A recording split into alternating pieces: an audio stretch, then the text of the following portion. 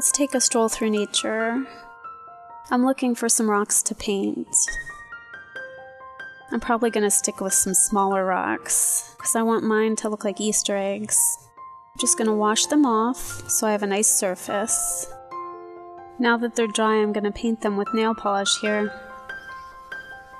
I chose yellow, pink, bright colors, green. Stripes make them look like Easter eggs, so I'm adding some stripes. Make as many coats as you need. You can get sloppy, because later we're going to use paint pens to add detail. I drew some Zentangle art here on a piece of paper. These are great markers. You just need to shake them up.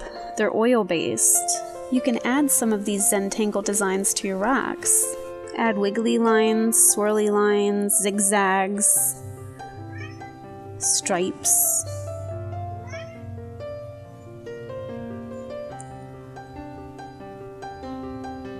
If you mess up, you can fix it. Swirls. I love swirls. Dots. I think dots are great. They add a lot of detail. It shows you care, I suppose.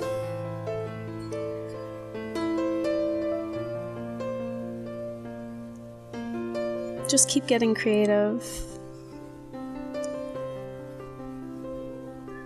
Scalloped edges, crisscrosses, hatches. This is a great project for kids or adults. It's stress relieving, it's fun, and anytime you have an excuse to walk through nature, hey, waves.